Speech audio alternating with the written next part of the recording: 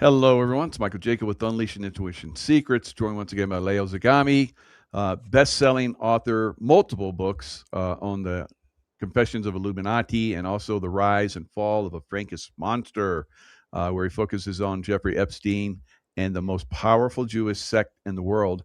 And when we did that show, Leo, I think that was our best performing show ever. You really, revealed some things that people didn't have any clue about, myself included. So, but now we're looking at, and I think your recent article on your website about Trump takes Venezuela, Putin will take the rest of Ukraine, and China will take Taiwan. It's kind of like the New World Order just keeps on going in a certain instance. What are your thoughts? Thanks for coming on. First of all, let me focus on the new year. So happy New Yeah. Year to all our viewers, aside from you and Tracy, of course.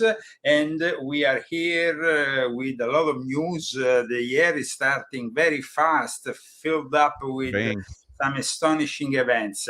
Well, I wrote this article because I wanted to make some clarity here about what is really going on behind the scenes. Putin didn't really satisfy Trump, but at the same time, Trump knows very well that he can't go and do the same thing he did with Maduro, with Vladimir Putin. I mean, I know in the last few hours we had Zelensky saying, "Oh, maybe the next dictator," indicating, implying that Putin could end up like Maduro. Maduro didn't have 5,000 or 6,000 nukes to defend him. So, I mean, it's just an illusion to even state something like that. Yeah. There is, of course, a lot of theater, and I wanted to point out in the article that it's not only about the oil. Of course, the oil is very important. We have been talking about it for a long time, and it's, of course, more important than any drug, export facility from Venezuela, which at that point you should invade the whole of Bolivia, Colombia, and so on, which is still possible. I mean, Trump is kind of also indicating he would be interested in moving against Colombia or Cuba. But in the case of Colombia, let's remember that we are talking about some of the most powerful narco traffickers in the world who deal with some of the most powerful mafias in the world. I mean, for example, Colombia has an exclusive deal with the Italian 'Ndrangheta, which is one of the most fierce mafias in south of Italy, from Calabria. They have a very good deal going on also with the Albanian mafia. I don't think that these people will take it lightly if their business was taken away suddenly by an invasion of sorts or some kind of operation. However, discussing a little bit this whole topic at the beginning of a new year.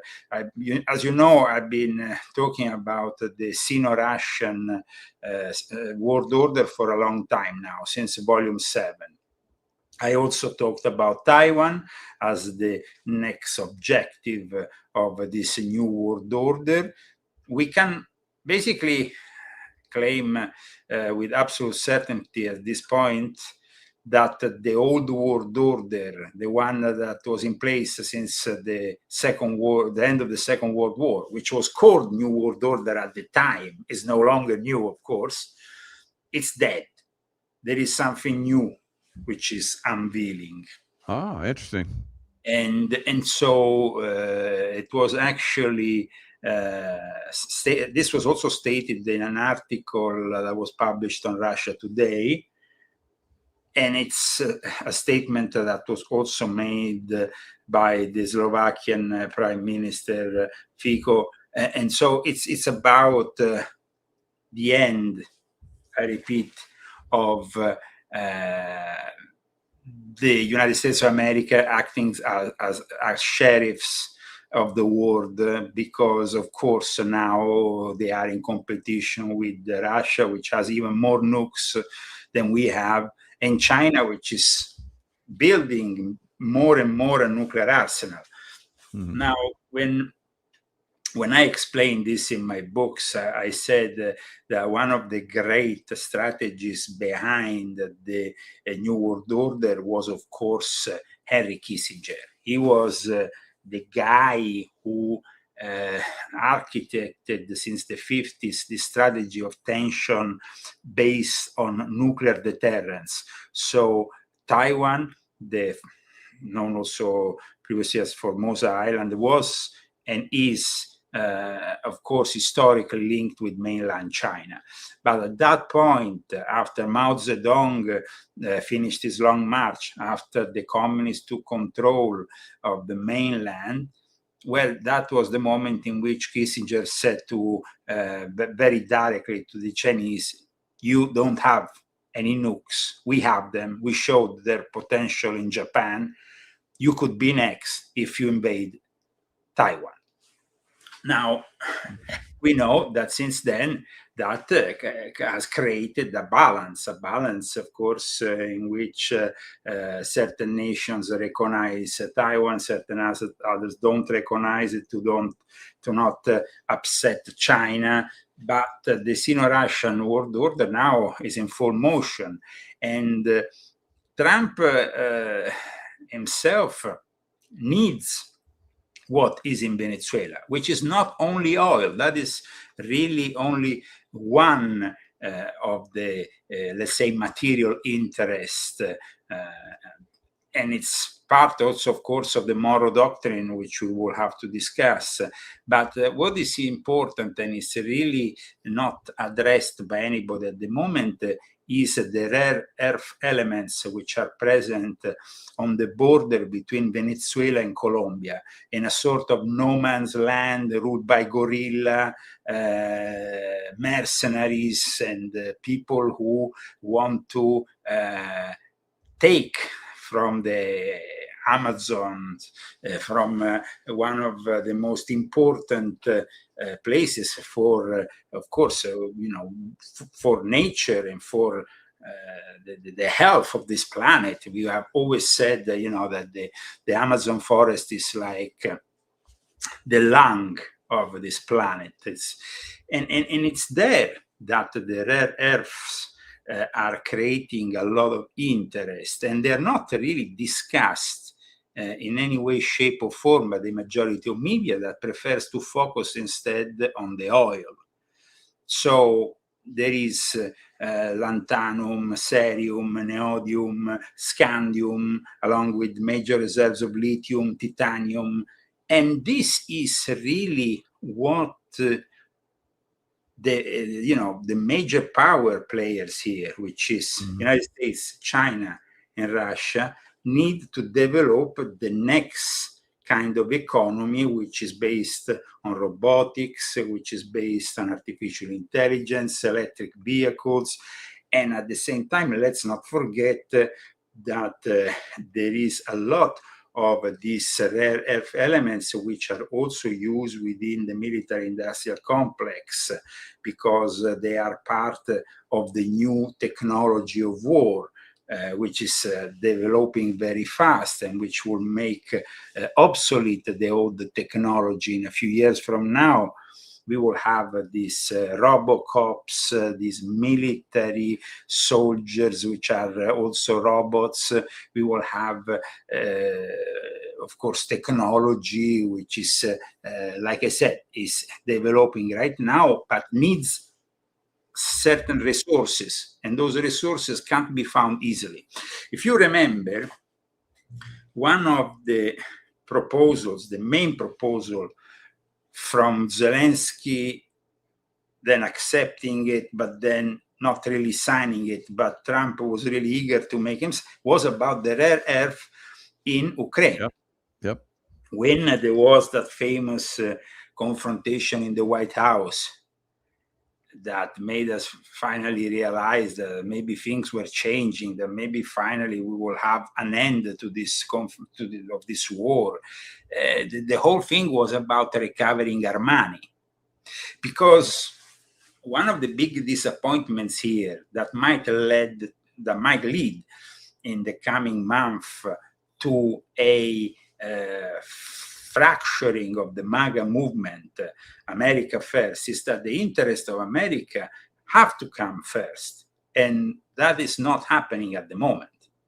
Right. Because it's, you know, so we were supposed to recover money by getting from Ukraine that rare earth in exchange, you know, I mean, they are indebted with us, and they will repay us through those rare earth elements that we need. Right. It's not happening. It's not going to happen because I think you're onto something, because you know, down in Venezuela, of course, they have the oil reserves, but they also have gold and silver mines that haven't really been tapped, and they have huge resources down there. So we know that silver and gold are like skyrocketing. Yeah. It's not only that. On the borders with Colombia, like I said, there is rare earth elements, and there was actually China that recently went to visit also. Because I'm looking at, that's interesting, because I'm looking at headlines, and Colombia is massing troops along the border. I wonder if it's in that area you're talking about. Absolutely. That area is actually, yes, they're amassing at the border, but that area, like I said, is no man's land. Even the Colombian Navy that has sent one of their, major representatives there to patrol the area. They have difficulty. It's a really, we have to understand here. South America, it's still a very difficult place where there is area, and it's also a very vast place. And so, like I said, most mainstream media today talks about the oil, because that is what you find. If you simply Google, you're going to find, there is major interest. Of course, the reservoirs of Venezuela are bigger than Saudi Arabia, and this and that. But nobody talks about the rare earth, which for the economy of the future, the economy of the future is essential. So you have Venezuela, where we're in the Monroe Doctrine. Trump has also talked about the Panama Canal. Yes.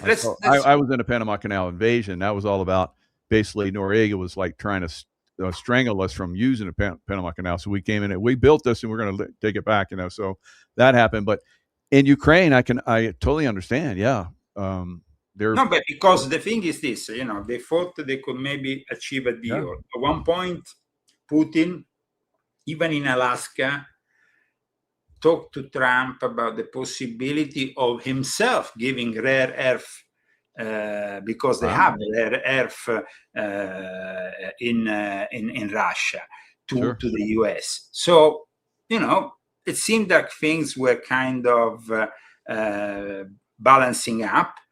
But then, as Putin doesn't want to actually leave those areas where the rare earth is in Ukraine, which the majority is in the Donbass area, and in those areas there. So the fact is, at one point, we have here three major players.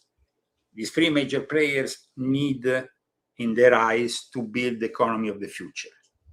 Aside from the Monroe Doctrine that, of course, Trump has mentioned in Mar-a-Lago yesterday morning, which is a very important doctrine. At least it was fundamental in the past 2 centuries. Monroe was a president in the early 19th century. Since then, the things have changed.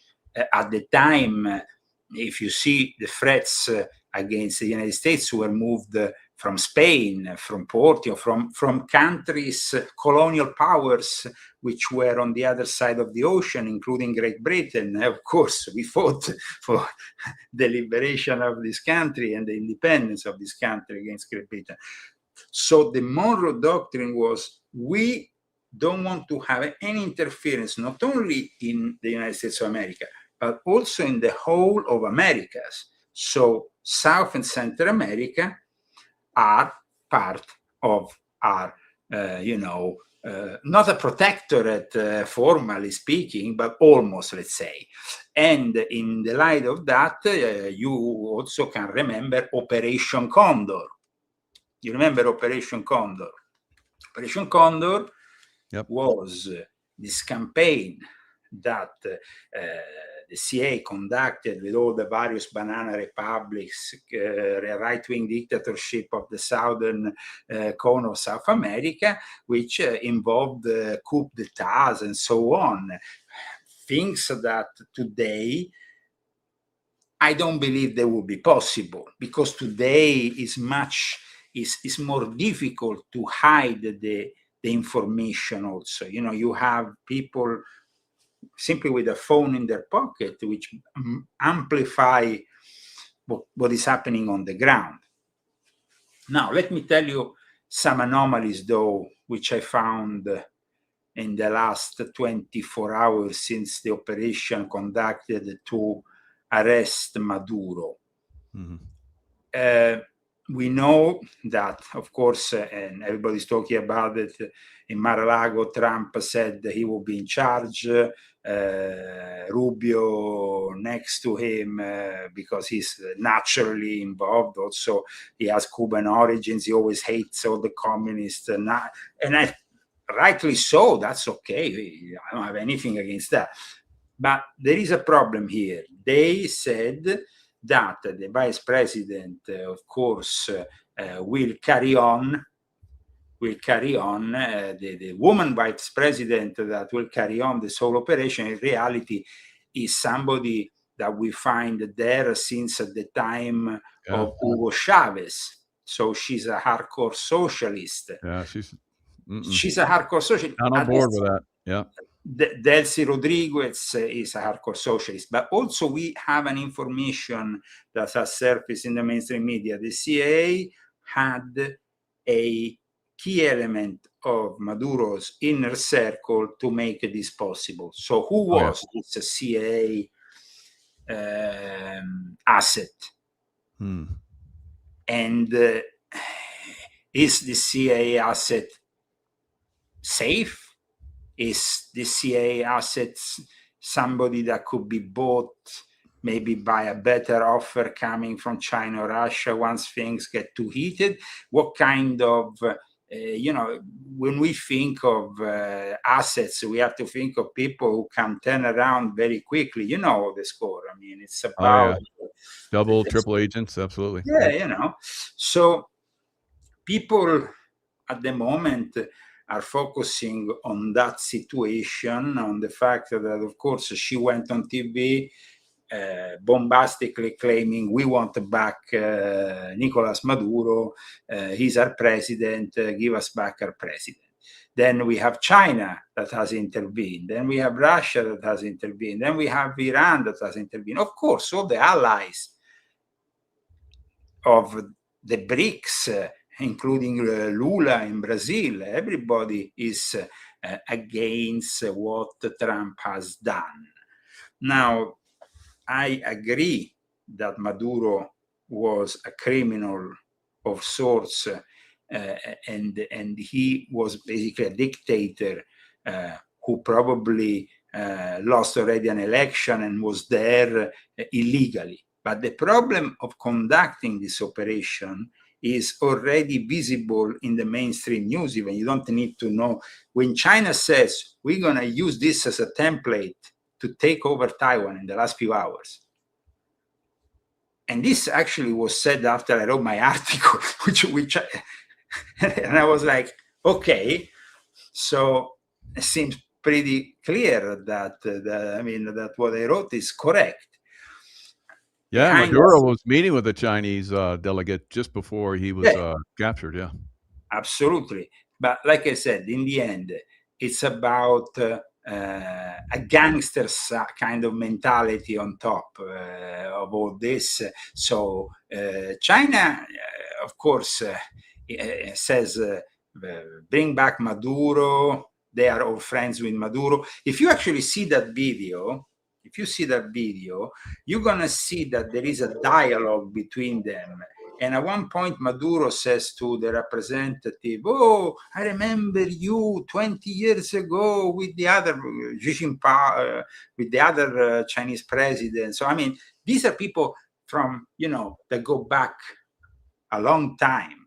because the communist infiltration of South America, especially of those communist dictatorships and regimes that surfaced in opposition to the United States, has always been, see here, it says, what sign are you? Of the horse, I'm of the tiger, and all this kind of BS, Chinese astrological BS. But in the end of the video, it becomes also very clear that these are two old acquaintances. So the Chinese have very much a link that goes directly to Xi Jinping and what he has said on New Year's Eve, which is also very important to state again. I mean, on New Year's Eve, this New Year's Eve, Xi Jinping said very clearly, we are one people, you know, we have, the reunification is unstoppable. He invoked the bond of blood and kingship. And that's it. I mean, it's very clear that there is going to be soon the reunification of Taiwan with China. Yeah, they say it right here, reunification of China and Taiwan, calling Beijing's long-held goal unstoppable, invoking the bond of blood and kinship between Chinese people and Taiwan Strait. Yeah. So yeah, it's on. You're hitting on some really good stuff, Leo. The fall of the New World Order and the beginning of the new World Order. I like that. Yeah, yes, absolutely. Because let's remember, when this term was coined, it was, you know, the end of the 1940s. It was a different world. We were in a world that saw basically two powers, not three powers. China is a problem now that in the end is a problem that was created by the Americans and by Kissinger and Nixon, because Kissinger and Nixon and George Bush Sr., who spent, George Bush Sr. was in Beijing in 1974 with Barbara Bush. Before becoming head of the CIA, he spent the whole year in Beijing. And then he became, of course, later on president of the United States. So here we have Kissinger, who was the guy who architected the strategy of using the nukes and the mutual deterrence strategy. But then he is a guy who is very, I mean, Kissinger is no longer with us. He died at the tender age of 100. He was a Sabbatean Frankist. As I explain in my book, somebody is citing the Sabbatean spread to Asiatic bread, and that's an interesting point. I must have read your book. Yes. The Asiatic Brethren, for those who are following us, and for those who have not read my book on Jeffrey Epstein, are a Masonic outlet of the Sabbatean Frankists, which opened up, let's say, the Masonic and Illuminati network to the Jews who were at the time not allowed to join it. And so the Asiatic Brethren functioned like that. But going back to Henry Kissinger was in a way part of that Asiatic Brethren because he was a key member of the Bohemian Club. Now, if you read my book, and you have read it on Jeffrey Epstein, you know that I focus also on the roots, historical roots of the Bohemian Club, which are traceable to a lodge of the Asiatic Brethren in Prague. So the link is absolutely there.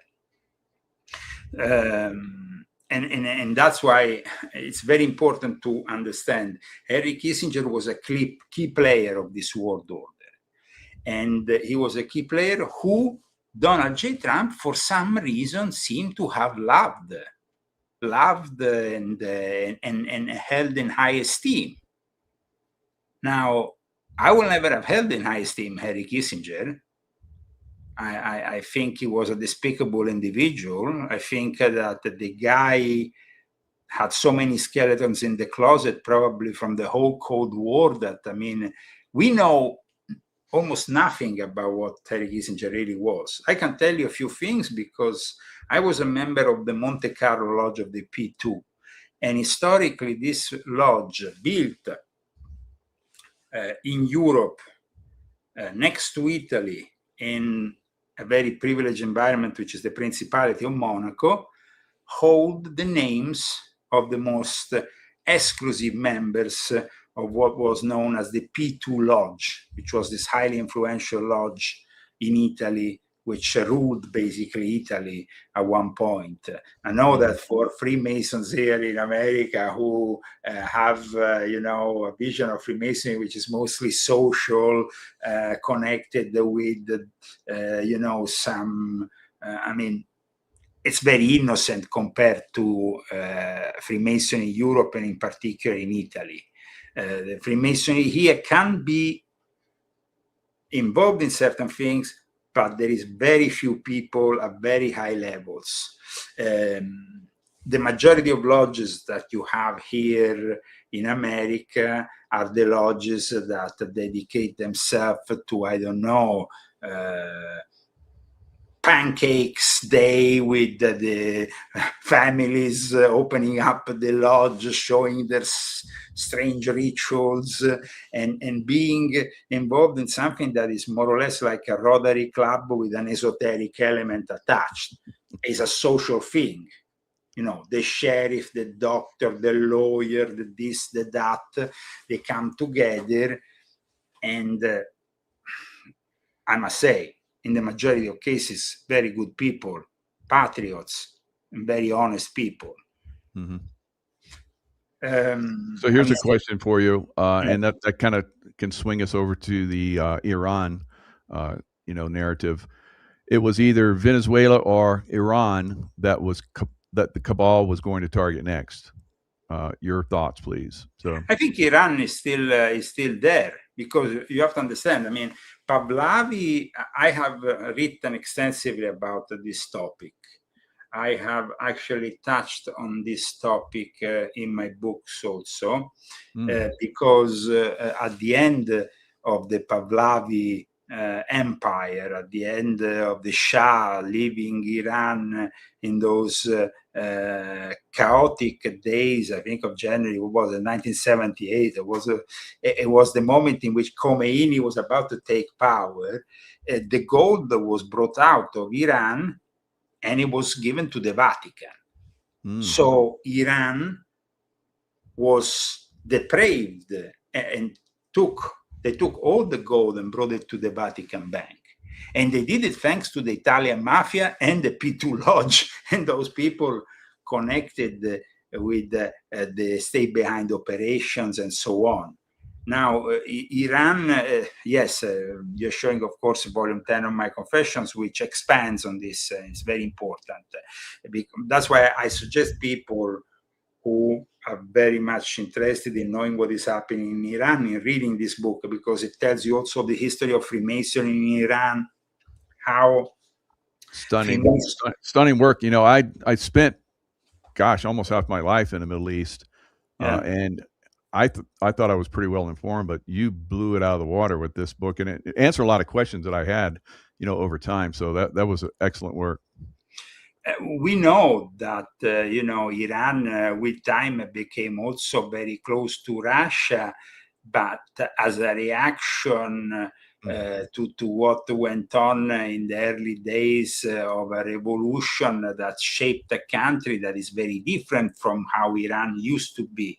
People might not know this, but Iran was a very modern country back in the days when the Shah was there. However, because of from the 1950s onwards, there was a first coup attempt, didn't work out. The CIA was heavily involved, the MI6 was heavily involved.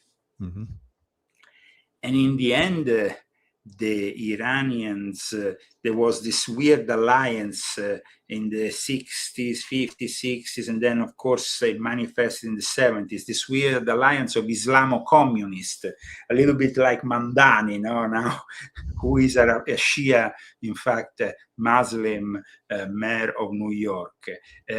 We know that the whole of the Western world was filled up by intellectual revolutionaries that will bring the Red Book of Muslims. He's Shia. Shia, My, it's Shia. they were the worst. When I was in Iraq, they were the worst. Oh, Yeah, because we in call them Iraq, the Shittites. So, no, yeah, well, they are very hardcore, yeah, absolutely. they're hard. We spanked them a lot, though. Well, the thing is that in the end, unfortunately, they will always be close to Iran, no matter what. Oh, I yeah. mean, you can go there and brainwash them left, right, and center, bring them 100 Absolutely. McDonald's. Everywhere I went in the Middle East, it was Iranian influence that was causing the problems. Everywhere. People need to understand what Iran really is. I mean, here it's not only about Israel and the fact that Israel hates Iran. This is a war that goes back 1,000 years. And if we want, I can give you a little bit like volume 10. The Shia element was the element that gave birth to the Assassins, the ones that basically traded info and made a secret alliance with the Knights Templars, who will use the Shia against the Sunni that were expanding all over the Middle East. So for a non-Muslim, it's very difficult to realize all these nuances. But the famous War of the Camels and everything that happened after the fourth caliph of the Rashidun, the initial caliphs after Muhammad, and then the fact that at one point there was the birth of the Shia. The Shia are basically recognizing Ali, the cousin of Muhammad, as a figure just as important as Muhammad. And at the same time, because Ali was married with the daughter of Muhammad, there is also this holy bloodline of the 12 Shia, who are also part of one of the many schisms that came after. Because the problem, like I stated in volume 10 of my confessions, is like Islam didn't have a Roman Empire that embraced like Christianity and made it the official religion and started to operate a regularization through councils of Nicaea, this and that, so a uniformity. Instead, with Islam, I could wake up tomorrow morning and create a whole new branch simply by a new hypothesis and a new interpretation of the Quran. Mm-hmm. And so this is a difference with Christianity. So what do you think is going to happen? You think the Islamists are going to be replaced or overthrown in Iran? Now that Trump and Israel both have said they're going to back, the people that are trying to overthrow them. Okay, so it's more complex Iran than Venezuela, that's for sure. Like Marco Rubio said, it's also different from what went on in Iraq. We see a lot of similarities even in the mustache between Maduro and Saddam Hussein, but the two characters are different. And why they're different? They are different, they have some similarities. Let's not forget that actually Saddam Hussein was a member of the Ba'ath Party, which was kind of secularizing and not really religiously following this or this other version of Islam. And that was what kept together countries like Iraq first and then Syria. Al-Assad was a member, was the Ba'ath Party. And it was the Ba'ath Party which was kind of definitely had this element, this socialist element. When it comes to Iran, we saw that with, of course, everybody knows Khomeini, everybody knows how he became in 1979 the supreme leader, and how he took over the country, at least the facade of how he took over the country. Right. Because in reality, there is the interest of many foreign states that made it possible for him to go back after having brainwashed the whole of the world with his propaganda from France, because the guy was not really in Iran when things were when the revolution was taking place to establish what then became later became the Islamic Republic of Iran, he was nowhere to be seen. He was in this fancy courtyard in the peripheries of Paris with the TVs.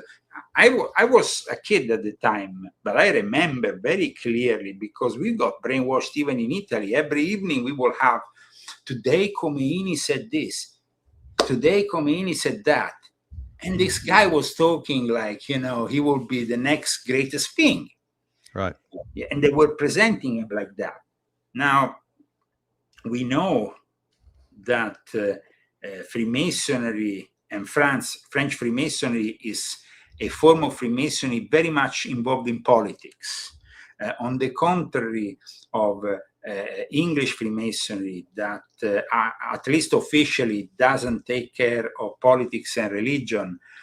From the moment in the 1870s in which the Grand Orient of France became independent from this vision of things and they broke up, they gave always more importance to the political element, not only, and the social element, not only the esoteric within the lodges or maintaining the tradition of Freemasonry and so on.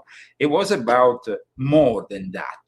In fact, in the Middle East, France was very influential with their lodges of Freemasonry. They were the ones that intervened in Egypt and in other parts, and even in Iran. Yeah, it sounds like the French and the British want to jump into the game because 12 hours ago, I'm looking at the news. British and French warplanes strike suspected ISIS weapon stockpiles in Syria. Interesting. Absolutely. Yeah. I mean, let's not forget here that the whole of the Sykes-Picke, the agreements that were made prior to the Balfour Declaration, the Sykes-Picot Agreement, whatever, and all that, it was all about dividing the spheres of influence between France and Great Britain, because France and Great Britain, in a way, were also the two countries with the control over Freemasonry in the Middle East. Mm-hmm. Traditionally speaking, even to this day, you have two forms of Freemasonry present in Lebanon, which is the only country that officially tolerates Freemasonry in the Middle East, aside from, I guess, there is Jordan, there is Morocco, but they're a little bit more secretive. Then in the rest of the Middle East, in the last few decades, Freemasonry has been completely banned. But in Lebanon, there is present both English forms, let's say Anglo-Saxon Freemasonry recognized by the United Lodge of England, as well as lodges recognized by the Grand Orient of France, even lodges established by the Italians there. So Iran has, when the Shah left the country, the Grand Master there left the country with all the brothers, and they established the Grand Lodge of Iran in Exile, which I talk about in volume 10 of my Confessions, which has an office here in California, in Santa Monica, and it's still active to this day, and is very much a lobby in Washington, which Pavlov is in contact with, the guy who eventually will be brought back to Iran. I agree with you. He's going to come back. There's no question in my mind he's coming back. That is the plan. That is the plan. That's the plan. Yep. You know, I mean, they want to bring back something with, I mean, it's not like Venezuela. Venezuela is a completely different ball game. Venezuela is, by the way, a territory which is highly influenced by the church. That's why the Pope has intervened in the last few hours, has stated that they wanted the sovereignty of the country back, and that it has to be respected, the sovereignty of Venezuela, because, of course, they're not going to get their cut now. So, they want them back. Volume 12, as you know, is based on the Jesuits, and their control of Central and South America is essential. I mean, it's a priority. It's always been a priority.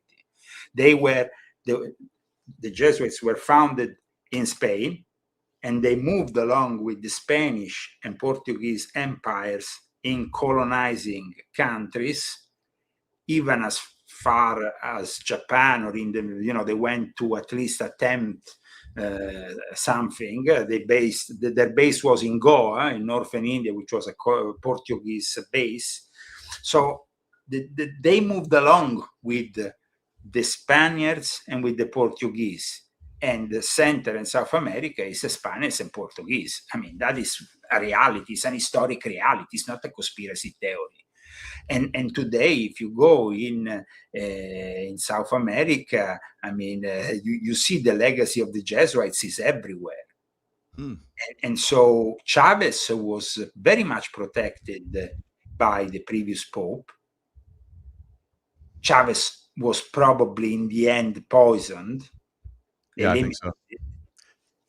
I remember, I think he was at some kind of event, and President Bush, George H.W. Bush was there, and not George H. It was W. Bush. So the little boy Bush. So anyway, he had a book, and he put his arm around, and you need to read this. It wasn't long after that he went away. So he messed with the wrong people. Yeah, Chavez, though, the problem is that the legacy of Chavez is still what we are coping with. I mean, yeah, the Monroe Doctrine was not really a priority in the last few decades. No. And for that reason, of course, Russia, as you know, started, but Russia then, with the fall of the Soviet Union, I think at that point, the Americans had the illusion that the Russians were no longer capable of influencing in any way South or Central America.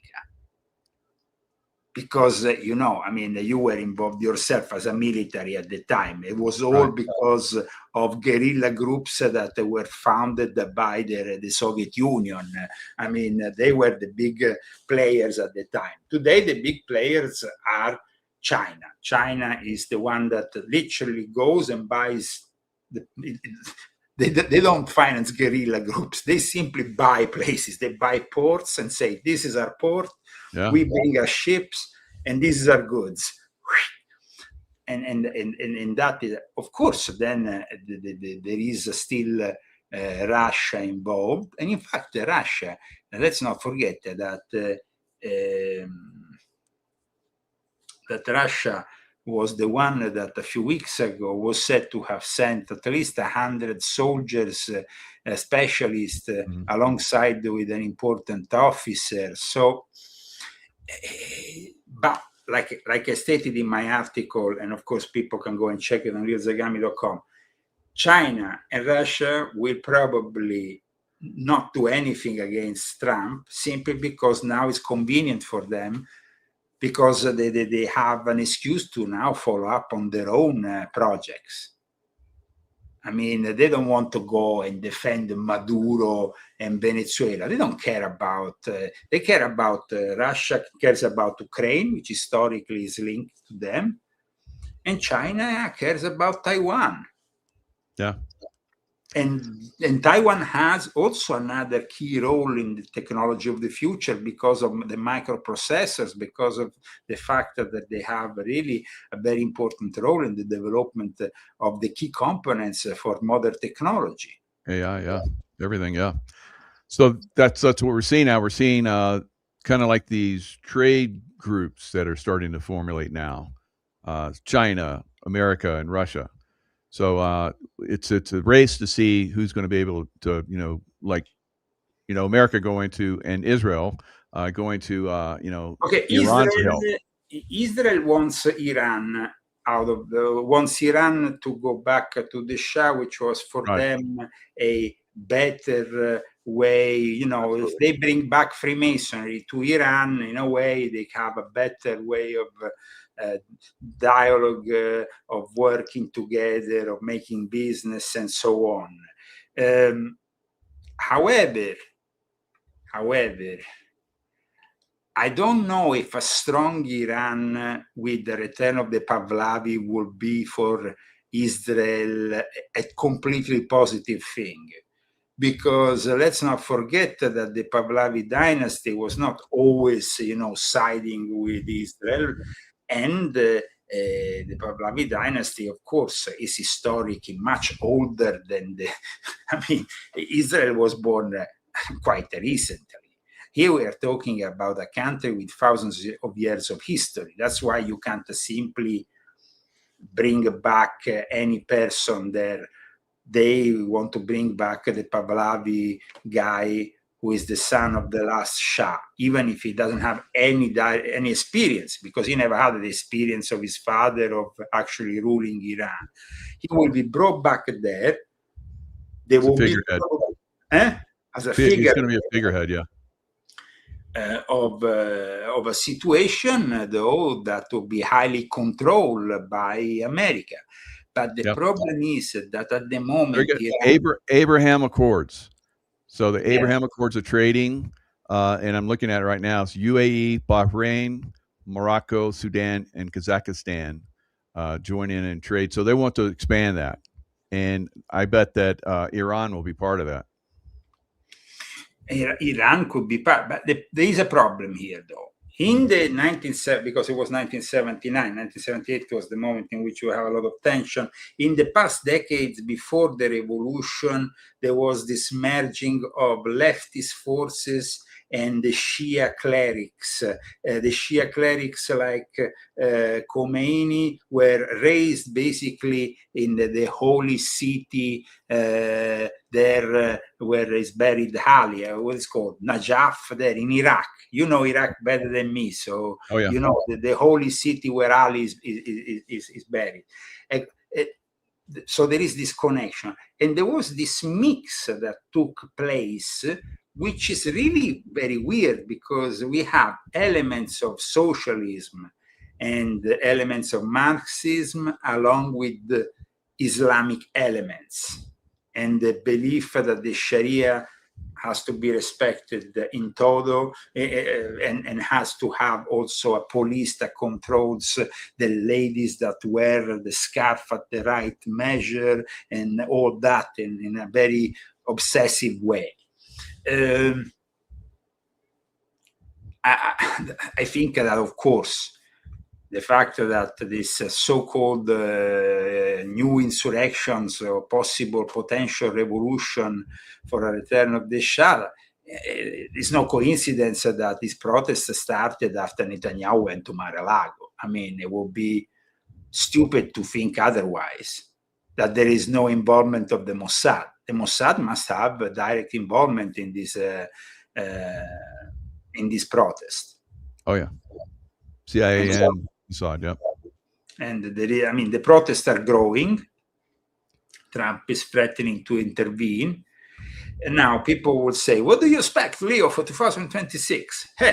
You know, I mean, what should we expect? Now, I can give you a very bleak view of the situation. I don't know if you like it, but that's how it is. Let's see what your prophetic, abilities are. Prophetic. I mean, here is, from what I can see, geopolitically moving, Russia is going to expand also their takeover possibly of Odessa, which is a very important city historically. They will. That's going to probably happen this year. Yep. There is definitely no way that at this point we can go and dialogue back with Putin. It's just a waste of time. It was a waste of time probably maybe from the start. But Trump believed somehow, he had promised his electorate. Trump made some promises, and that is also part of 2026. Those promises have been broken, starting from foreign intervention. If we start having foreign intervention in Venezuela, because now with this vice president who is now president, who wants to oppose the United States, boots on the ground might be a necessity, and that will end up in a never-ending war, no matter what they say. And if you have then at the same time Iran, and you want to give a hand to Israel, or we want to help the Iranian people. So back to Venezuela. I think another reason why we went into Venezuela is because they've been controlling the election. Election fraud was coming out of Venezuela through the. That is what I mean. Let's say the legends of the internet, the mythology of because I understand that the fact that they say, the fraud started from Venezuela, and so Trump wants to go there because of the fraud. Guys, Trump wants to go there because it's the biggest reservoir of oil in the world, and the biggest also reservoir of rare earth in South America, which is essential for the future of our country. If you want to compete with China, China has already flying cars, robots all over the place, and what do we have? So just be realistic. It's not about some ideology. Yeah. Oh, the elections have been. Yeah, Trump likes to, now. No, I agree with you. If we don't see some hammers coming down on all the knuckleheads here, the corruption and we're seeing it, in Wisconsin and all that kind of stuff. We don't see some hammers really coming down across the United States. Yeah, he's definitely. Okay, if nothing happens, and if people like you, you are. I mean, today you are actually stating something that I hope people remember. I mean, if Trump doesn't do something, he's gonna face defeat for his party in the midterm elections. He's going to lose control of both probably of the House and the House of Representatives. At that point, Trump would become a lame duck president because they're going to impeach him, they're going to involve him in all kinds of things, and it's going to be a massive distraction from the real problems of the American people who have not been solved in the meantime. Good point. Yep. So people think that. So if he doesn't do it, I think we will. I think there will be massive protest from, organized people like myself. No, but I tell you, Michael, I think that MAGA, it's gonna expire after the midterm elections. The whole concept of backing Trump will evaporate when there is a massive defeat, because at that point it will. It's gonna be quite. His party is gonna rebel even against him, because if they want to have a future, the politicians, they don't care about an ideology. You're right. It won't matter that if we rebel against them, the Democrats will totally annihilate him, like you're saying. They'll impeach him again and just stop everything he's trying to push forward. It'll be a defeat all the way around. Now, some people say MAGA is dead already. I think that the concept of making great America should never be dead. It should be alive always in our hearts, regardless of the political movement that is representing, and that Trump claims to be, the guy who decides what makes America great. He says, in regards to Venezuela, well, I want this country to be surrounded by peaceful neighbors, or neighbors that are friendly, this and that. It's not really in the doctrine of our founders of this great nation, the United States, that said that we shouldn't enter in any kind of confrontation with other countries for interests that basically go beyond the United States of America. So, yes, when it comes to the Panama Canal, I agree. We needed to do something strong. I mean, here we are talking about it's a strategic thing that was created with the death of many Americans and the work of many Americans. And so it's ridiculous to suddenly have the Chinese taking over the show. Yeah. But having said that, I think that MAGA is dead because all these infights are completely ridiculous. I think that if we had to symbolically, you tell me, I mean, come today on the show and we discuss 2026. I think to discuss the future, we need to know our past. And what happened in 2025 with the death of Charlie Kirk, I think symbolically, it's the moment in which there is a fracturing of what used to be a very compact movement. Yeah. I don't know if that happened only because of his death or because his death coincided with a series of variable things that happened. But think about it. I mean, now it's like, it's a soap opera. Candice Owen against Alex Jones. Alex Jones against Candice Owen. I mean, you're grown-ups. What is this? BS. Tim Poll against this, and then the guy says that, and then we have Ben Shapiro. Guys, this is really showing not only the fracturing, Cracks, yep.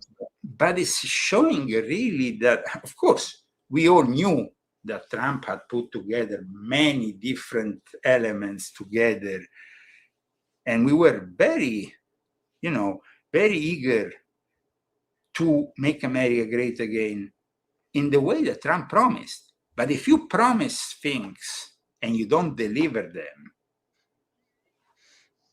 then it's a big, not only it's a big disappointment, because the thing is, okay, Trump, during his, a long campaign that started from the moment the 6th of January and after, when Biden took control of the White House, Trump started his campaign for regaining control of the White House. And we supported him. We support him because we believed that he could really change things. When we saw a guy like Joe Biden, we were horrified that the White House could be in the hands of a senile idiot who pooped in his pants and who didn't know where he was, and he was talking to the ghost that the people, they were not even. I mean, it was just literally the most powerful man in the world. The commander-in-chief was represented by a senile idiot. It's just like incredible. So, of course, at that point, then these brilliant minds of the Democrat Party chose Kamala as a possible successor. I mean, it's like choosing, I don't know, from a third. So you went from dumb to dumber to dumbest to dumbest. At that point, obviously, we had to believe that maybe Trump could do something better. Trump, at the same time, took a lot of money from a lot of powerful people, though. And amongst those powerful people, there were friends of Jeffrey Epstein. There were people he's still protecting to this day. He compromised himself along the way because he wanted to win at all costs. And so he said, yeah, sure, we will do this, we will do that. And it's not about, at that point, it's not about the guy who lives, in the middle of nowhere in some place in the United States who sent his $2 to the campaign. It's about Elon Musk, who was giving him millions of dollars. It's about the big donors. We have to be really realistic about this thing. Even when you see the way that Trump has nominated the whole diplomatic corps, aside from Kimberly, whatever, the ex-girlfriend of the son, okay, whatever. Because they said, okay, let's give her a place where in Athens. Okay, let's get out the Athens, get her out of here, yeah. Okay, but the other ones paid like 20 millions, 40 millions, 50 millions to become ambassador in Italy or in France or in France. Okay, it was a relative. Yeah. Even. So I'm not sure if it's true, but I've heard from other people that when he endorses someone, he gets paid to endorse people. So I'm not knocking. I love Trump, but there's lots of, we have to always question. We have to look at different things, and that's what we're doing right now. Yeah. Now, what if Trump does start to do the MAGA thing and starts to arrest people and goes into Colorado and frees Tina Peters and all these other things? What do you think happens then? Okay. It doesn't really change the fact that when I went to the supermarket this morning, the butter was costing double as it was costing 5 years ago. I don't care about arresting whoever. You can arrest Barack Obama and hang him on the thing. If I go and pay, and at the end of the day, I don't have the money to buy my food, I don't care about it. So, yeah. I mean, yes, I understand that there's a satisfaction. The enemy gets arrested, but does it give you food? Does it put food on the plate? Does it put your healthcare in place, in the right place, when now people are risking to pay 4 times, 5 times as much? And it's not a question of being, a leftist, a Democrat, or whatever. It's common sense. What Trump has been doing is generating a backlash that will bring a landslide victory for those idiotic and evil Democrats that at that point will take over the whole show. And then they might even place Governor Newsom in the White House. I mean, maybe Vice President AOC. Guys, at that point, remember, and I stated here on January 4th, 2026, if that happens, remember, the only person responsible is Donald J. Trump. He's the only one who should be arrested at that point. Because if you let Governor Newsom become the president of this great country, and you screw it up for everybody. Yeah. Now, some people don't think you're a Trump supporter, but you voted for Trump, and you've always let's make it You're just being realistic here. I agree. We need to look at this stuff. Let's make it clear, guys. I was involved in the organization of the Coachella Valley event, which was over 105,000 people here. I mean, I was the president of Italians for Trump, which we founded, and the Italian American community was on board from the start with Trump because of us. I mean, the people, I was given passes and stuff, and I could do things like, go to in the backstage and everything, and we had a great time. And what really shocks me is when people say that, because guys, if you think that somebody like me, who worked for Operation Gladio, stayed behind against the communists, risking my life behind the scenes, getting tortured in Europe, having to flee Europe and Italy because of my war against these people. Why I don't like Trump? Very obvious why I don't like Trump now. He even supports a joke like Prime Minister Meloni, who is a fake conservative and a fake right-winger.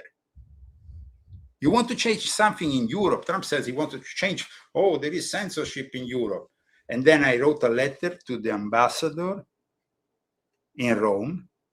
I asked him for help because my case is a serious case that has to do with freedom of speech. For the books I wrote, they brought me in front of a tribunal. They wanted to take my life away and my livelihood. He has done nothing because he's some rich guy from Texas who Trump has put there, and he doesn't care about the real Zagami or the freedom of speech. He doesn't care about having problem with the Republic of Italy, which is the most corrupt republic in Europe, connected with Freemasonry, the mafia, and the worst scumbags. And I can tell you everything about it if you want, but I mean, we don't have time.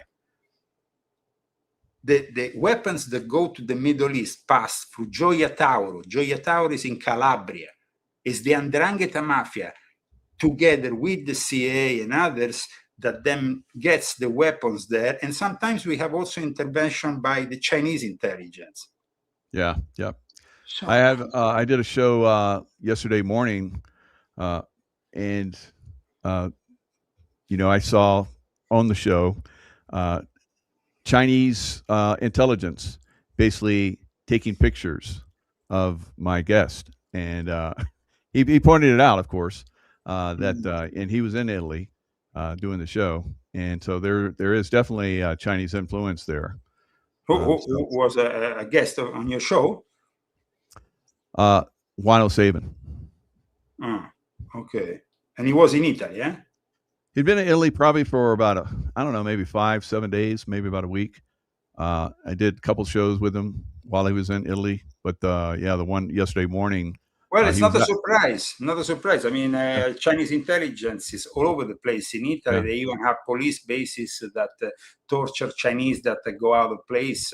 They keep their control. You remember the famous Chinese police stations that were also found, by the way, here in America at one point. right, They yeah, exist all over Europe, and they exist also in Italy. So, I mean, nobody does anything against them because the Chinese, they wow, imagine this. I tell you one thing: the Chinese have bought already part of the Italian national debt. My wow, brother, who works, he's a civil servant and works for IMSS, which is the one that gives the pensions to the military and everybody else, said that the other day there were 30 Chinese that went all the way to the top floor where the directors are. 30 Chinese. wow. They have bought already their influence, and America is not doing anything to stop them. So, I mean, the thing is this, okay, you want to go back to the real estate. I mean, I was I was brought up with my grandfather dying against the communists. He was a senator. He was beaten up to death once by the communists. I had people in my family who had to flee Russia before the Bolsheviks took over the show.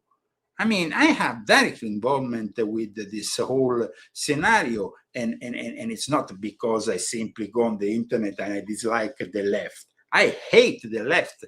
From the moment I was born, I saw them, the way they were operating against me and my family, against people who had the same beliefs. So the problem, and of course, they're controlling the Italian leather industry. They have their base in Prato, near Florence.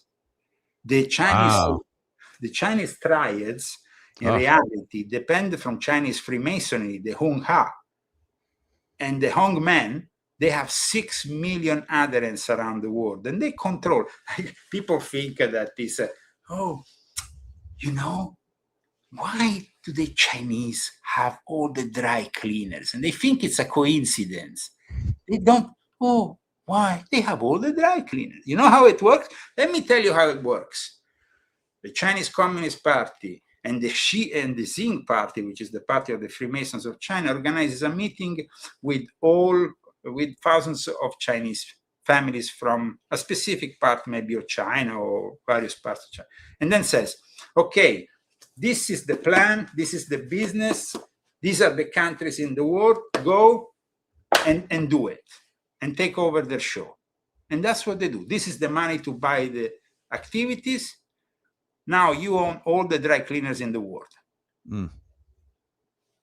What does that mean? I tell you what it means. It means that if they want to kill you, they can do it in a second. They simply put poison on your clothes. Wow. I bet there's been a lot of people that have gone that way, and no one knows anything about that. How about that?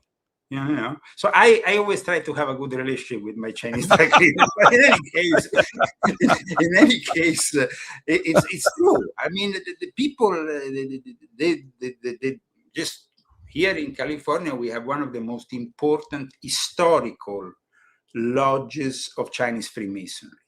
Wow. During the pandemic, you remember at one point Xi Jinping came to California, and there were people with the communist flag like this in San Francisco.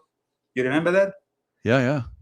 Well, during that time, Xi Jinping, of course, then they went to this, there is a place historical where there's this lodge, which was born out of the guy who then was the founder of modern China. Now, the founder of modern China happens to be the same for both the mainland and for Taiwan, because up until the division sanctioned by Mao Zedong with the birth of communist China, Taiwan was still with mainland China. Yeah. So, Chiang Kai-shek, yeah. Yes. So, and then there was all the money that was given to Chiang Kai-shek and all those people to back this whole thing. Wow. Interesting. So there is actually still some of these hypothetical money hold in secret places and stuff. But Yeah, there's all this talk about Chinese dragon families that, you know, have all this money. you remember that point? There was also they arrested the 2 Japanese at one point in Italy, then they disappeared. Then I was called into the question. I went to Tokyo. I talked Wow. with the representative was because people, Benjamin Fulford, who, by the way, Yep. pretends to be a alternative kind of source of information. He's a tool of the Chinese Freemasons. He was initiated. Really? Well, The cat's out of the bag. How about that? Woo, you just blew him up, Leo. Good job. I always knew there was something strange about him. So he just wasn't clicking his information. It's like disinformation one week and, you know, a little bit of truth the next week, and it's like I just never really clicked. No, I mean, I went there with my with Christy. We were in Tokyo, and at one point I was in his apartment, and I see this stuff on the wall, and it was compass and square stuff which I could recognize. So I confronted him, and he confirmed that he had been initiated in the Chinese Freemasons. He described me also the initiation. You know, they bring you downstairs. There's a bunch of dead bodies of skeletons with the incense burning, and it's very basic. It's like, you're not going to go back upstairs. You're going to stay with them if you don't take this oath and respect it for the rest of your life. Now, at one point, Benjamin Fulford was brought by me in Rome and then Milan to meet with a series of people, and then and he there confirmed, yes, Leo, I work for the Chinese. So what's a Canadian influence? You know, he's Canadian and he's been working in Japan. He talks about all these crazy stuff, but he was because he was working with Forbes. He used to be actually Forbes, a serious journalist. He was the head of the Asian bureau back in the day. Yeah, and then suddenly the Chinese got hold of him. They got hold of him because people might not know that, but the Chinese also have Japanese initiates in their Freemasonry. Their form of Freemasonry is very different from our forms of Freemasonry. It's it's simple. It's very simple. This secret society existed from a very old time, but when they saw the symbols of Western Freemasonry, like all the things the Chinese steal, they stole those too, including the compass and the square. but then so they created the Chinese Freemasons, but the reality is a completely different thing from Western Freemasonry. They have also regular Chinese Freemasonry in Taiwan, which still exists in Taiwan. But like I said, the actual Hongman is a completely different thing. It's also known as the Tian Tui, as the Society of Earth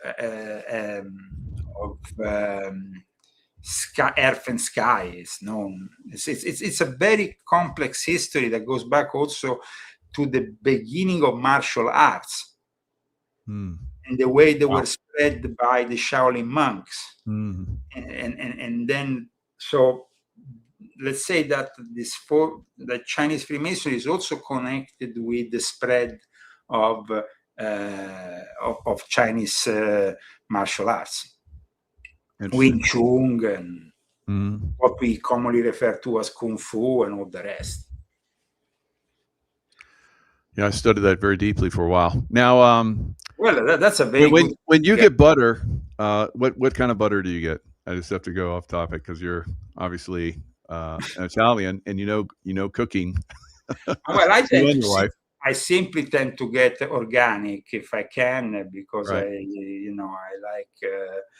You are showing, of course, our family cooking book. I will always suggest to use the best material possible. you never want to, I mean, I think that the important thing in life is not to exceed with, spending a lot of money in buying, expensive this or that. But when it comes to food, remember that you are made out of what you eat. So you want to invest in your own health. You want to limit the intake maybe of certain things. Like this year, I've decided, for example, that for a few months, I'm going to limit the intake of meat, probably for a period, just so I can, purify myself. Nice. And but of course, it's not that I'm going to probably maintain it for the rest of my life, because I know that in the past, when I had a vegetarian diet for 1 or 2 years, at times then I needed to find alternatives, and it wasn't so easy. Right. But, Yeah, I did however, the same. but I mean, these are the things. It's about definitely quality over quantity, and that is the important thing. Very good. Now, there's another one off topic. Sufi. The Sufis. I never asked you about this. Always meant to. So the Sufis, obviously in Islam, they're kind of like they're outcast. But I've always liked the Sufis, and they have their roots in Persia. And well, actually, they had their roots in Persia because they have the roots in Shia Islam. They then later on developed also in Sunni Islam, but they initially developed in Shia Islam because Shia was a minority, because Shia at times had to be secretive about their practices. That's what facilitated the birth of the first confraternities of Sufis within the Shia Islam. Yeah. So I love the Sufism. They're very spiritual. The Whirling Dervish, Rumi poetry. When my book, The Intuitive Warrior, came out, the Sufis in France invited me over to talk about the book, but the rest of the Muslims did not like it, so they ostracized me. But I spoke to the Sufis. But yeah, they're pretty impressive group. Okay, I think. let's say this, that the Sufis can be many things. There is many kind of Sufism, like there is many kinds maybe of Freemasonry at this point. Sure. I would say though that the Sufis, there is the Suf, like I explained in volume 10 of my Confessions, it was the ideal ground also for connecting with Freemasonry, because Freemasons, having this secretive nature, this initiatic nature, understanding certain mystery school traditions. Let's not forget that Sufis is not only Islam. Often they blend elements of Gnosticism, elements that come from Hermeticism, that come from other traditions. So they're not only strictly Islamic in their interpretation. They're very open-minded. And that's why I think that they became, but then there were also, of course, those Sufis that became corrupted by the fact that, the Freemasons maybe offered them to not only perfectionate themselves or follow the whatever mystery school tradition they were following, but they became involved in geopolitics, in uprisings. So Sufis became corruptible in certain countries, unfortunately. I see you have some problem with your camera. It's going a little bit all over the place. Yeah, you managed to fix it? Acting up. It does this sometimes. Okay. Turn it off and turn on the other one. Okay, perfect. Kind of. So the thing is that in this, we have a Western initiatic system, but then we have an Eastern initiatic system, and then of course we have a Middle Eastern initiatic system where the Sufis are at times the Illuminati of the situation, let's say. They have, not in the negative necessarily sense, sometimes though in the negative also, because like I said, in some countries they became involved both with the English or the French, and they became involved in uprisings. They became involved with things that they don't really pertain to their practice. So, wow, what a great show! A lot of insights on a lot of different things. Going back to that visit of Xi Jinping with with Gavin Newsom. Let's not forget that Gavin Newsom was received in China like he was a pop star. Like he was like, you remember that visit that Newsom did in China? It was like 2 or 3 years, and he was like, wow. He was received. So you can imagine Newsom in the White House. China would be like, wow, we made it finally. And that's why they're pushing Newsom. But of course, but there is a connection. Good point. San Francisco is the place where the very start of the Republic of China was put together. And it's actually one, let's not forget, one of the oldest communities. The Chinese community here in America is very influential, but the connections that the Chinese Freemasons in San Francisco have with the Democratic Party, you should check them out. They're pretty shocking. And they led to some, even to some scandals and stuff. Sure, yeah. So I think that people need to understand that when you have as next governor, possibly in California, Mr. Fartman, Swalwell. You remember Swalwell? Yeah. The guy who had Fang. Yeah. Fang. She was a known Chinese intel operative, and yet he's still good to go. And he was in intel at the time. Yeah. That should have been a red flag. And he's going to become probably the new governor of California. Oh, you think he's going to do it? Okay. Swalwell? We hope, of course. Well, we hope that he doesn't manage. But, I mean, he has the backing of the Hongmen, the Tiandui, the Heaven on Earth Society. He has the backing, of course, of all these people, very influential people here in California. The Jesuits, the people who control California are the Jesuits and the Chinese Freemasons. Yeah, also remember Dianne Feinstein. Her butler or driver or whatever. And of course, also a Chinese intel guy. Absolutely. Yeah. California is riddled with Chinese influence. How about that? Wow, you really brought that to light. Good job.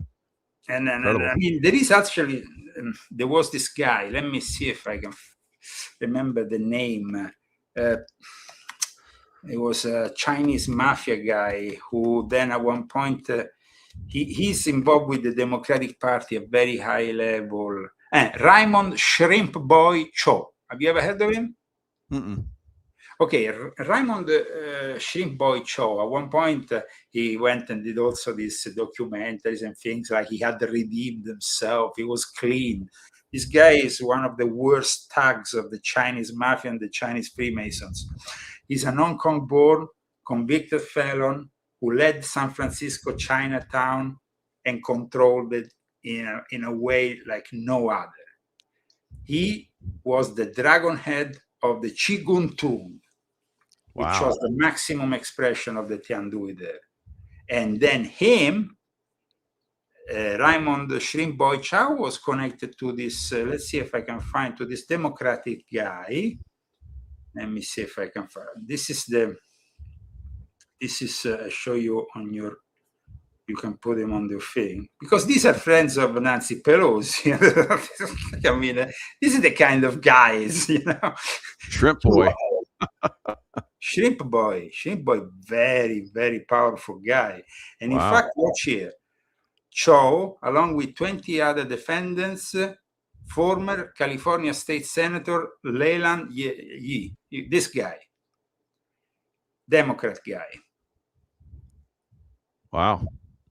Democrat. And he was the second highest ranking Democrat of the California State Assembly. And he was involved with with the Jitong. This is the headquarters, and this is where the founder of modern China was living when he was in San Francisco. See? Wow. So, I mean, it's not like we're making up here conspiracy theories. These are conspiracy facts. So at least you can go and check them out. Of course, I mean, they got it covered on both ends, because there's a Chi-an who's on the Republican side running for governor. Yeah. So let me pull him up. So okay. So I've been to some of these, where they all talk, and he was there. And Sun Yat-sen, watch. And he's a priest. Wow. That makes it even more sick than ever. Eh? Oh, no. Here he is. It's South Korea. I'm sorry. So. Oh, no, he's from South Korea? Yeah. No, but check out what I'm showing. I'm going to show you something now. We said that was the place. I don't want to pick on the South Koreans, but yeah, no, he's an Oriental guy. Okay, so this place is very important, like I said, historically in San Francisco. It's like when Xi Jinping goes to San Francisco, it's almost like going to Mecca for him. Because the Chi Kuntung are the most recognized for the political support of Sun Yat-sen.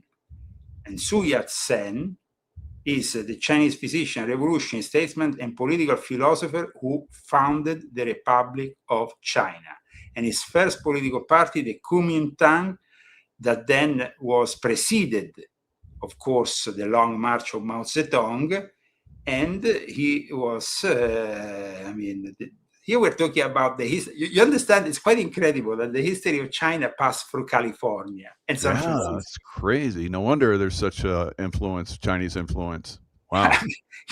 Here you're talking, and now that, and after the success of the 19th soon proclaimed the establishment of the Republic of China. Now, the Republic of China today is Taiwan. Yeah. After because then, so is this a good against bad? We have the communists, and we have the Republic of China. No, there is no good against bad. There's no good Chinese involved here. Oh, wow. Let me tell you the truth. When I was actually, I remember, because then at one point I remember, I'm not in contact any longer with Benjamin Fulford, but 3 or 4 years ago, at one point I was discussing, Taiwan and mainland China, and he said one honest thing to me. He said, PMS, well, that we took the same oath, and that in Taiwan, we have already all our men ready. There is not going to be even a need to shoot anybody. We already take over the show in a few minutes, not even a few hours. So they're going to just take the Chinese right on in, huh? The thing is that their lodges already control part of Taiwan, and they're already so well infiltrated in the military and everything that the moment. So the crazy thing about us sending billions of dollars of weapons to Taiwan, because people would say, Zagami is wrong. America is sending billions of dollars of weapons to Taiwan to defend themselves from mainland China. No. Idiots. We are simply giving billions of dollars to the military-industrial complex and to those people who continue to make money, and we Americans are financing this disgrace. That's the problem. Wow. Yeah. I mean, Lockheed Martin is making money, not the average folk. Oh, God, yeah.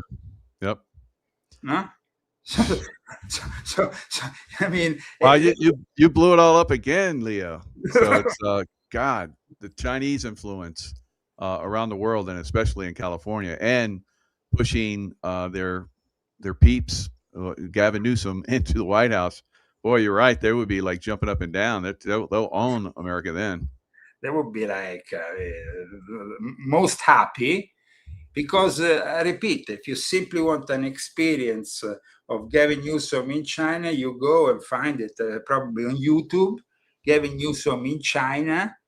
And it's like, I don't know, I mean, like they received a hero, It was like, I mean, it was even almost embarrassing the way they and the way we received Xi Jinping with the communist flags in San Francisco like this, and cleaning up San Francisco that was literally full of feces and other stuff, and cleaning it all up so it all looked perfect for the arrival of Xi Jinping. I mean, come on, guys. It's just like a joke. And who was the guy who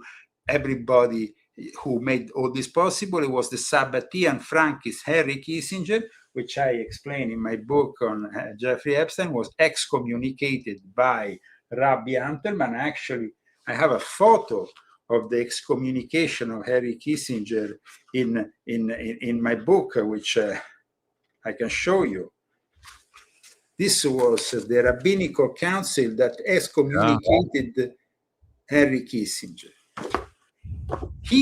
Henry Kissinger, went to Israel and then ordered a sandwich with prosciutto. Prosciutto. It's not kosher, guys, in any way, shape, or form. Oh my God! In their face with it. Oh, it's so funny. What a knucklehead.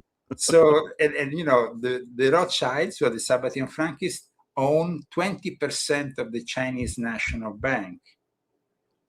Just so. Well, here's a good question for you. I heard the Chinese were promised by the deep state to be the next world leader. Well, I said it, this year I celebrate 20 years of Illuminati Confessions. And in 2006, when I started my confessions online, I said that the model the Illuminati, the elite, was aiming for was the Chinese model, because that's the model of complete control over the masses. And that's why you're well on the way. Klaus Schwab's son. I had no idea until this conversation, really. I thought they were like, back end player trying to make it to the top, but looks like Klaus Schwab's son lives most of his time in Beijing. He has an office there. That's where the Great Reset is about Russia and China, but mostly China taking over the world and installing their cyber Satan, their AI communist. Right. And about control of religion, because that was also the deal with the Vatican, which I've been talking about in my books. The deal with the Vatican that started in the fall of 2018 and that was renewed until now, which now makes the Catholic Church a state church, where the images of Jesus are at times substituted with the images of Mao Zedong. And there is a complete compliance with what used to be the nationalistic Catholic Church, which was created by the Communist Party in the 1950s. Yeah. So they nominated the Communist Chinese their own bishops, and then suddenly the Vatican now recognizes them. It's just absurd. Mentally, that makes me just insane. Yeah. So here's somebody saying Russians will inherit the top spot. So maybe it's a race to the top. Like you said, the New World Order. So the new World Order. It's a Sino-Russian world order, and the alliance between Russia and China is an alliance that we can't understand, but it's so strong that nothing can break it. Believe me. And the two of them combined, that would be a hard one to defeat. Wow. And along with them, you have, of course, Iran, North Korea, and all the various paria states or whatever around the world, but also the ones that now want to play BRICS and want to play alternative to the United States. So now, actually, the whole thing is becoming more and more impactful also against the dollar. Yeah. So this is great. So this is where everybody should be looking. When you see this jockeying for power, the bigger picture here is United States, trying to exert its influence. And Epstein was giving the info on how to deal with the Trump to the Russians. Wow. Interesting. And that is another big problem. So Trump has unfortunately some skeletons in the closet at this point that Russia is able to. I think that we should you should never believe again in any promise of peace. at this point, it's clear that Russia is going to advance, and it's going to complete their mission in making Ukraine their own. And if you see, at this point, I noticed this, and I want to close the show with this thought. Okay. We have 3 players, major players, who now are taking a stand in a new direction for a new world order. Yep. Venezuela, Trump, and maybe Greenland next, and maybe some other country next. Colombia, Cuba. Yep. Yeah. Canada. But, okay. At that point, China does the same. Russia continues to do the same. Right. Europe is the loser. The big loser of all this is Big Europe. time.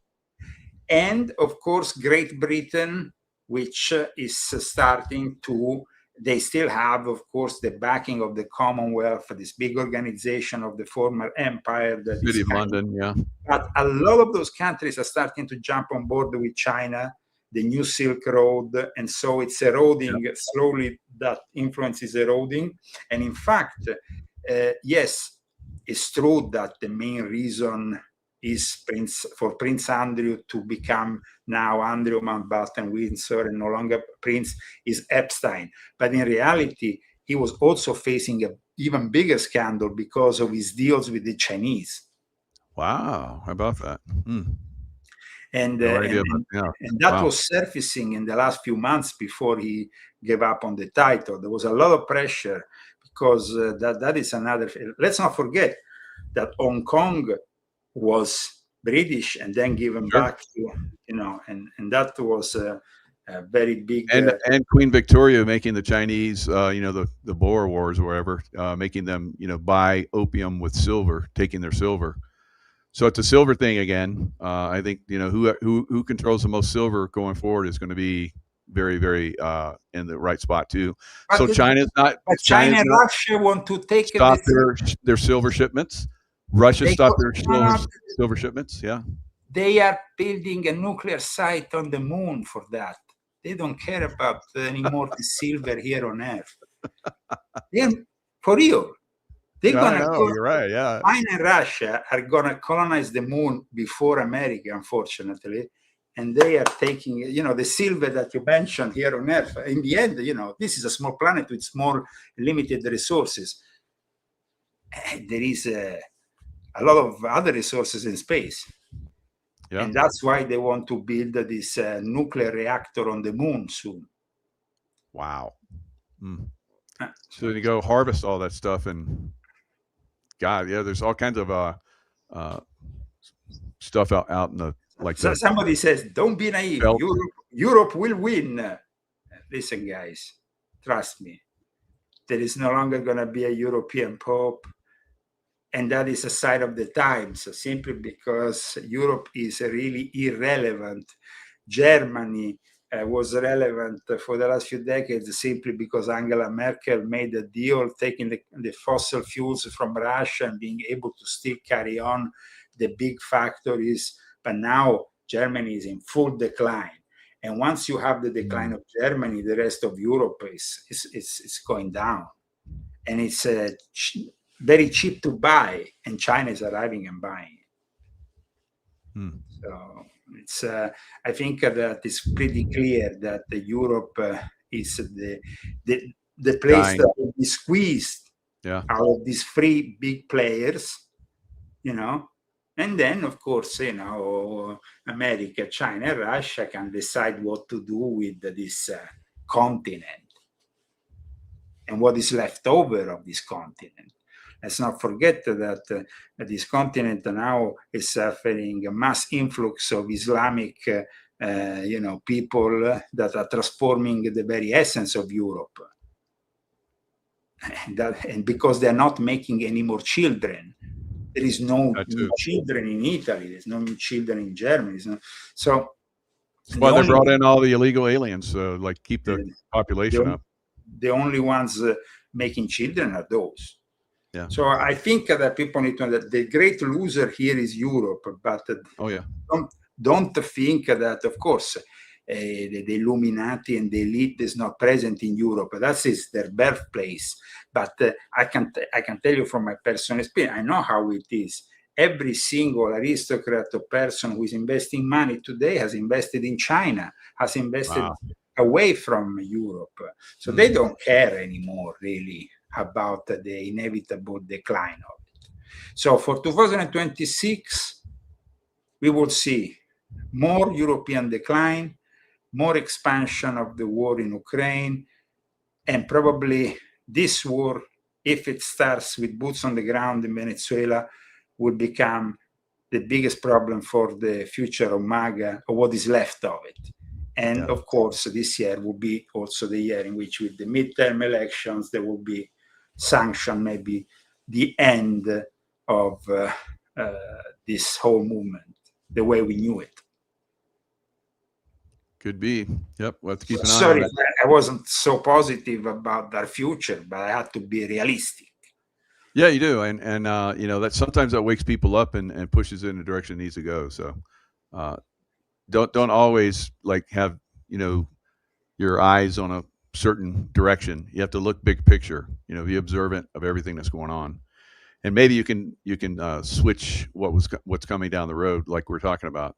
Like Alternative for Deutschland, for example, which wanted to be the alternative that Elon Musk was pushing in Germany. Well, in the last few weeks and months, most of the leaders have been literally killed by the German intelligence. That's right. Wow. And they are being killed just like the ones from the Golden Dawn in Greece a few years back, when they tried a similar approach. There is no way you can oppose what they are trying to do in Europe, which is simply an economy of war. They think that they can substitute the old economy with an economy of war. But the problem is that the war doesn't go on forever. And once the economy of war is finished, what are you going to do? What are you going to offer the future for 500 million people in Europe?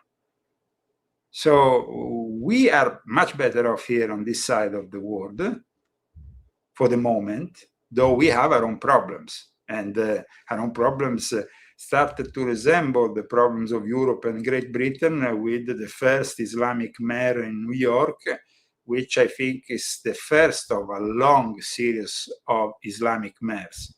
Now in the United Kingdom, in England, the major towns, all the major cities are all in the hands of Islamic mayors. And that is because the New World Order knows very well that Islam is a way, it's a religion they can work with. They can control better. Yeah, you've said that in the past, and that's a good point.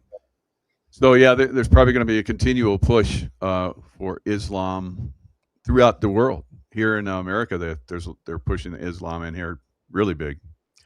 Islam, and then this strange mix, which is Islamo-communism, Islamo-socialism, because it's just like Mamdani. Mamdani, yeah.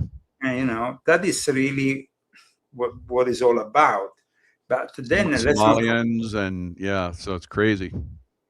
Well, I hope that this country will be able to resist, and I'm sure it will, because, like you said earlier, a lot of people will, at one point, simply decide to oppose all this, and I hope they will still be able to do it until, though, there will be a RoboCop on the street, a robo-soldier on the street, and those. It's very difficult to oppose those kind of things. Oh, no. I saw a video the other day of a robot who gave a kick in the nuts to a guy who was fighting with him. Simply, he aimed for the nutsack, and the guy went down like. Oh yeah, instant. And they do, even the Elon Musk robots do already martial arts and stuff. But imagine a robot giving you a knock. That's metal. So That is the problem here. 2030, and what I always said in my books, volume 6.66, volume 7, volume 9, the rise of cyber Satan. Because ultimately, regardless of China taking control of that technology, which they already have, and they're doing, the fact is that cyber Satan is something that really aims for the transformation of mankind. So there is going to be those who reject all this, but then we're going to have to get hold of a place, of an island, of a place of independence where we raise big walls and we fight these people. We don't let their drones in. We don't let their technology in. How you see that, Michael? Yeah, I mean, that's going to be, we have a lot on our plate. It's like, but we have to start making progress. I think, like you're talking about, MAGA here at home, and if that doesn't start to roll, then I think that not by the end of this year, me and you will have a chat. We will finally, realize where we are. Yep. And at that point, we will say, okay, screw Washington. Or it's time to invest in something that's going to happen here in America, or it's time to leave, one or the other. I simply want to drain the swamp, and the swamp is still there, and Trump is actually having a yacht on the swamp and inviting everybody to party with him. And then he's going to get off and sink it like the Titanic. I don't know. Well, I hope we can sink this yacht, but the swamp is there. It's alive and kicking in Washington, D.C., and everybody who goes to Washington disappoints us. Yeah. I don't know. It's just, what is it? The air they breathe? In the meantime, you can read my latest article and learn what is happening at a geopolitical level, how the three big gangsters are dividing the world. Yep. I mean, it's okay. Brilliant work. Yep. Brilliant conversation, and we definitely appreciate you. Thank you so much, Michael. Thank you for your audience for this great start to the new year. I will be now in the next few months deep immersing myself deep in my next literary project, which I hope. Looking forward to it. That hopefully is going to come out before the summer. And I'm not going to tell you what it's about. Stop secret. Stop secret. But it's going to be right. Good job. But it's going to be every one of your books that comes out becomes a bestseller. So. And in the meantime, I'm carrying on a celebration of my 20 years of Illuminati Confessions. I'm kind of like weekly discussing them because it's been an experience, for 20 years. 20 years ago, it was a very different world. For a lot of people, it's unimaginable, even to think that we were discussing this subject 20 years ago. But we were. And people should have waken up by now, but unfortunately that's not the case. That's why we are still in these conditions. But that's people amazing. Like me, David Icke, Alice Jones, and many others, Jordan Maxwell, and of course also you and others have made the world a better place in a way, and I hope we will continue to do so.